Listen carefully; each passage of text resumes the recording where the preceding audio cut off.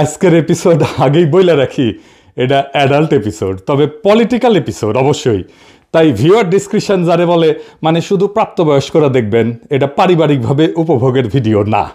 আমি কি কোনো খারাপ কথা কইব? না, আমি খুবই গোপন ডাক্তারি বিদ্যার কথা কইব, যা কেউ কখনো আপনারা বলে নাই। আজকালকার দিন হইতেছে এক্সপোজ করার যুগ। প্রাইভেট চ্যাট, প্রাইভেট ছবি, প্রাইভেট ভিডিও, প্রাইভেট ইমেল সবার সামনে উন্মুক্ত করে দেওয়াটাই হ্যাডম ইনভেস্টিগেটিভ জার্নালিজম। আজকে আমি সেই প্রাইভেট স্পেসের গল্প কমো। 6 ফিট বাই 6 ফিটের ডাক্তারের চেম্বারের ভিতরে যা যা ঘটে তার একটা স্ন্যাপশট দেখাবো। আরও গল্প আছে পরে কমনে। তো সেই ছোট্ট ঘরে কত হ্যাডোমালা মানুষজন স্বেচ্ছায় কত কিছু করে, কত রকমভাবে বেজ্জত হয়, সেটা নিয়ে আজকের আলাপ না। আমি কোনো বিশেষ ব্যক্তির গোপন বিষয় নিয়ে আলাপ করব না। আমার আজকের আঙ্গুল আমি অনেকের পুন্দেই দেব। আজকের আলাপ পুটকিতে আঙ্গুল। জি, 40 বছর পার হইলে স্ত্রী পুরুষ সকলের চোখের চাইলসা হয়, আর সকল পুরুষ 40 বছর বাইসা থাকলে ডাক্তারের আঙ্গুল তারে নিতেই হয়। মানুষ ভাবে সে পৃথিবীর কেন্দ্র, সে ভাবে সে প্রেম, রাজনীতি আর পরমাণু ফিজিক্স বুঝে, কিন্তু সে জানে না সে তার পুটকিতে কি ঘটতেছে। আর সেই অন্ধকারে এই ডাক্তারেরা নিপুণ দক্ষতায় কাজ করে। সে জীবনের এক নতুন অধ্যায়কে আঙুল দিয়া অনুভব করে। আমেরিকানরা আঙুল দেওয়ার একটা সাইন আবিষ্কার করেছে। এটা হইতেছে এরকম, মানে মাঝের আঙুল পশ্চাতে ঢুকবে। এটা আবিষ্কার যে করেছে সে জিন্দিগিতে কারো আঙুল ঢুকায় নাই। সে মনে করেছে এই আঙুল যেহেতু বড় তাই বেশি ভিতরে ঢুকবি। মিস্টার বিনের একটা সিনেমা আছে, আমেরিকায় গিয়ে শিখেছে যে সে মনে করেছে থামস আপ এটার আমেরিকার ভার্সন হইতেছে এটা। হ্যাঁ দেখান এডিটর সাহেব, এটা দেখান, পোলাবান স্যাড়া বেড়া এরা মজা পাবিনি।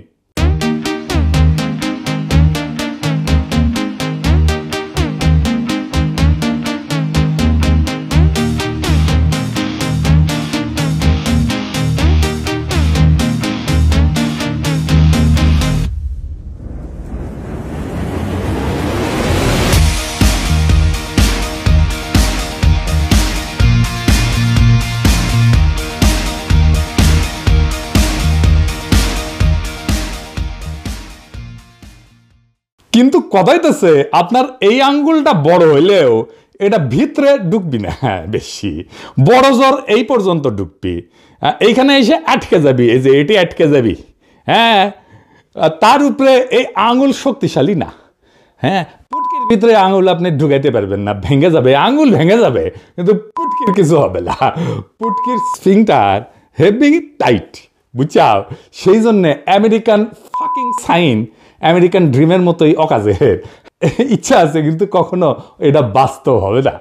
তাইলে কোন আঙ্গুল সবচেয়ে কার্যকর? সেটা তর্জনী। এটা শক্তিশালী, পুটকির সকল রেজিস্ট্যান্স ভেদ করে গভীরে ঢুকে যেতে পারে। সেই সত্যটা আবিষ্কার করেছিল দুনিয়াতে প্রথম কে পলিটিক্যালি জানেন? সোহরাওয়ার্দীর বডিগার্ড শেখ মুজিব। এই জন্যই সে আঙ্গুল নাচায় নাচায় নাচায় নাচায় বক্তিমা ছাড়িত। আর এই জন্যে রক্ষী বাহিনীর লোগো ছিল এই আঙ্গুল। সে জানতো বাংলাদেশের কোন দেশে আঙ্গুলে ঢুকাবে। এক সময় বাংলাদেশের পদ মারার জন্য তার তর্জনীর আস্ফলন ছিল। তার মানে এই তর্জনী ইজ অলসো পলিটিক্যাল তর্জনী, মানে ক্ষমতা। পুটকিতে আঙুল ঢুকায় এই পরীক্ষার নাম হইতেছে ডাক্তারি ভাষায় পার রেক্টাল এক্সামিনেশন, ইংরেজিতে পিআর। আমাদের পিআর পদ্ধতিতে নির্বাচন নিয়ে খুব আলোচনা হইতেছে। এইটাও পন্দে আঙুল দিবে দেশের। যাই হোক, ওই আলাপ পরে করুন নি। আমাদের সময় যখন আমরা মেডিকেল কলেজে পড়ি ওই সময় একটা হিন্দি সিনেমা ছিল মাইনে পিয়ার কিয়া। তো আমরা যদি কারো পন্দে আঙুল দিতাম তাহলে আইসে কইতাম মাইনে পিয়ার কিয়া। এই পিয়ার কইরা মানে পন্দে আঙুল দিয়া ডাক্তাররা আসলে কি জানতে চায়? জানতে চায় সত্য। আঙ্গুল দিয়া সত্য আবিষ্কার। সত্য সবসময় মুখ দিয়ে আসে না, কখনো কখনো সত্য বাইর হয় অন্য পথে। একজন রোগে আসছিল, কইল ডাক্তার আমার মনে হয় আমি ভালো আছি। তা আমি কইলাম আমিও মনে করি আপনি ভালো আছেন, কিন্তু আমার আঙুলে বিশ্বাস নাই, বুঝেছাও? তখনই আমি বুঝলাম সক্রেটিস বলছিলেন নো দাই সেলফ, মানে নিজেকে চেনো। আমি বলি এটা গভীর দার্শনিক প্রশ্ন। নিজেরে চিনবে কি? নিজের পন্দের খবর রাখে না, যে নিজের পন্দ চিনতে পারে না, অন্যের সাহায্য লাগে নিজের পন্দ চেনার জন্যে, সে নিজেরা জানবে কিভাবে? পদ হচ্ছে এই শরীরের সেই গভীর জায়গা যেগুলা সবাই এড়ায় চলে, কিন্তু আমি ঢুকি, ডাক্তারেরা ঢুকে বীরের মতো, কিন্তু বিনীতভাবে। আমি যখন গ্লাভস পরি না ওই পন্দে আঙুল ঢুকানোর সময়, তখন সেটা শুধু প্রোটেকশনের জন্য না, ওইটা হইল প্রতিজ্ঞা। একটা ঠান্ডা লুব্রিকেন্ট যখন রোগীর পেছনে যায়, সে জানে এই লোকটা আমাকে ধোকা দিবে না, এই লোকটা ব্যথা দিলেও শেষ পর্যন্ত রিপোর্ট দিবে। অনেকে ভাবে প্রেম কঠিন। না ভাই, প্রেম হইল চোখে চোখ রেখা, একসাথে গান শোনা। কিন্তু পন্দে আঙ্গুল পার রেক্টাল এক্সাম, সে চোখে চোখ রেখে পেছন দিয়ে ঢুকে যায়। তাও এক্সপ্রেশন দিতে হয়, রিল্যাক্স রিল্যাক্স, ডিপ ব্রেথ। কি রোমান্টিক! প্রথম ডেটে প্রেমিক প্রেমিকা চোখে চোখ রাখে, কিন্তু পন্দে আঙুল দেওয়ার সময় চোখে চোখ রেখা হাত ঢুকে যায় পিছনে। ডায়ালগও রোমান্টিক, রিল্যাক্স, ডিপ ব্রেথ। ভোট গেলে, ডেটে গেলে ক্যান্ডেল লাইট, আর রেক্টাল এক্সামিনেশনের টর্চ লাইট। ভালোবাসা আসে হৃদয় থেকে, আর সত্যটা আসে অন্য জায়গা থেকে। লোকে বলে তরবারির চেয়ে কলম বেশি শক্তিশালী। আমি বলি আমার তর্জনী এই দুয়ের চেয়ে শক্তিশালী। একটা তরবারি জীবন নিতে পারে, একটা কলম আইন লিখতে পারে, কিন্তু আমার আঙ্গুল একজন ক্ষমতাবান পুরুষকে, একজন ক্ষমতাশালী সিইওকে, একজন পদকজয়ী জেনারেলকে এক শীতল পিচ্ছিল মুহূর্তে তার জীবনের সমস্ত সিদ্ধান্তের কথা পুনরায় ভাবতে বাধ্য করতে পারে। লুব্রিকেন্টটা যখন প্রথম ত্বকে স্পর্শ করে, তখন যে একটা হিমশীতল শিহরণ বয়া যায়, ওইটা হলে ইগোর বেলুন ফুইটা চুপসে যাওয়ার শব্দ। এই অনুভূতি যে কোনো কবিতার চেয়েও সৎ, যে কোনো প্রার্থনার চেয়েও গভীর, যে কোনো বিপ্লবের চাইতেও ভয়ঙ্কর। আমি ডাক্তারি করলে হয়তো এই সময়টাকে রোমান্টিক করতাম। হাতে গ্লাভস পরতে পরতে টেনিসনের অ্যানসিয়েন্ট সেইজের লাইনগুলো আওড়াইতাম। মনে আছে, for we are bound where Mariners has not yet ডেয়ার্ড to go, and will risk the ship ourselves and all. আমরা যাব যেখানে কোনো যাইনি নে সাহস করি, ডুবি যদি তবে ডুবি না কেন, ডুবুক সবই ডুবুক তরি। আরো জোরে শ্বাস। ওয়াও! আমার সংক্ষিপ্ত ডাক্তারি জীবনে আমি 1000টা পন্দে আঙ্গুল দিছি। সবাই আলাদা, কিন্তু একটা জিনিস, সবারই একটা পয়েন্ট থাকে। তারা বলে, ডাক্তার সাহেব আর না।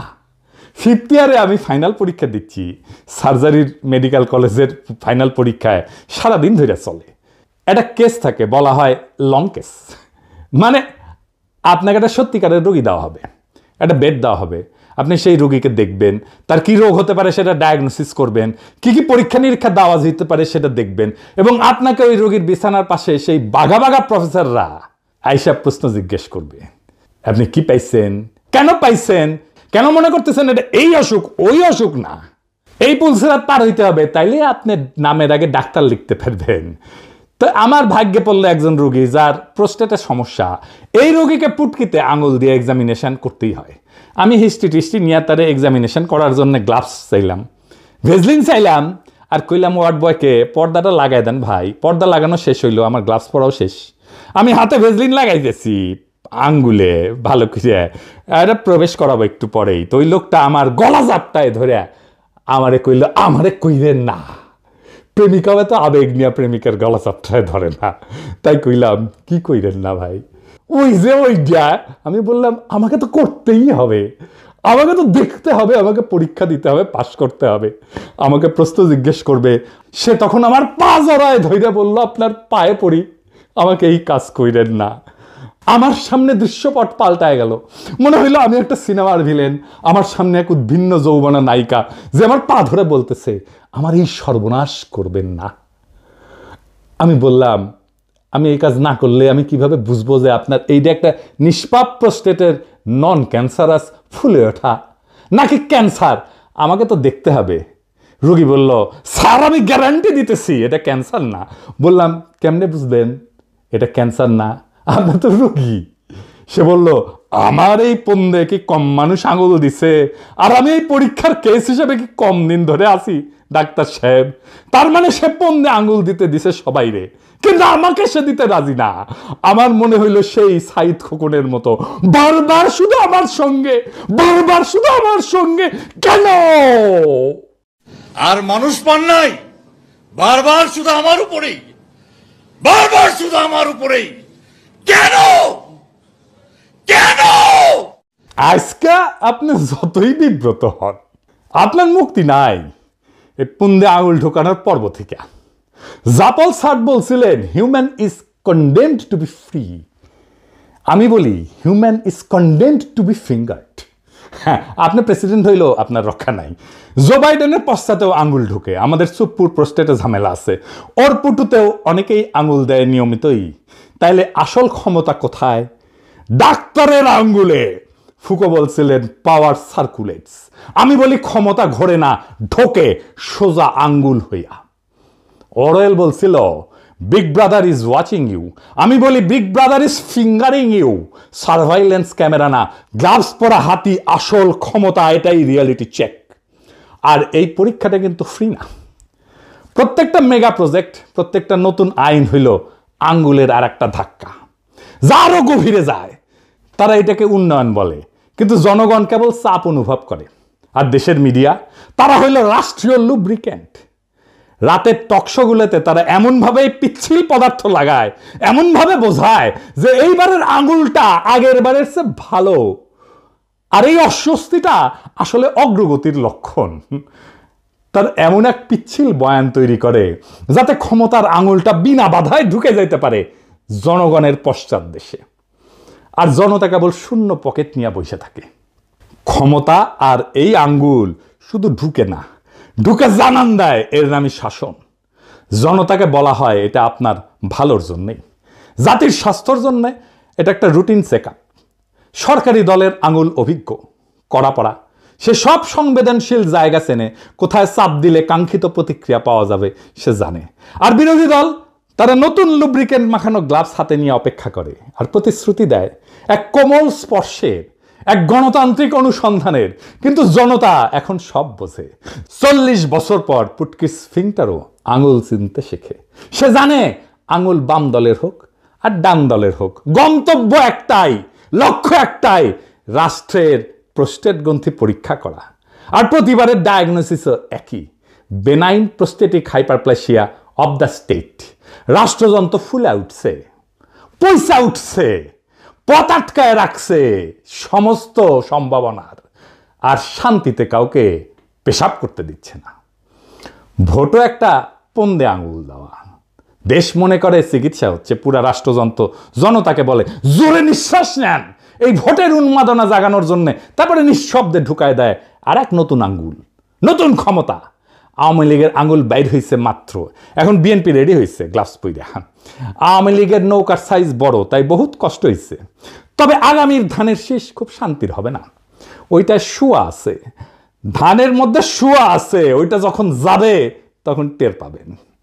আওয়ামী লীগ বলে রিল্যাক্স, এইটা আপনার ভালোর জন্যে।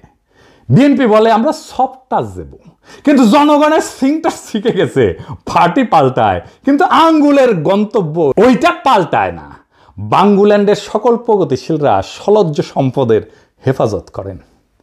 নেরিবাদী, প্রগতিশীল, ধনবাদী মানে যাদের ধন বড়, এলিট বুদ্ধিজীবীরা সাইরেন বাজাইলাম, এডিটর সাহেব সাইরেন বেজে দেন।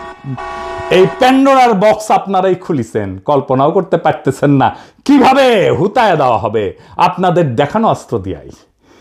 আপনারা এক অন্ধকার গুহার দরজা খুলে দিছেন, যেখানে আমি হয়তো কখনোই পা দিতাম না। এইবার আমারে পা দাবাইছেন। অন্ধকার গুহা নিয়া প্লেটো এক দার্শনিক আবিষ্কার করছিলেন। প্লেটোর গুহার এক ধরনের উপমা, অ্যালিগরি বলে আর কি, যা দিয়ে বোঝাইতে চাইছিলেন মানুষ আসলে সত্য দেখে না, তারা সত্যের ছায়া দেখে। গল্পটা কেমন? এটা ফিলোসফির, দর্শনের একটা খুব গুরুত্বপূর্ণ এবং মৌলিক গল্প। আসেন গল্পটা শুনে দেখি।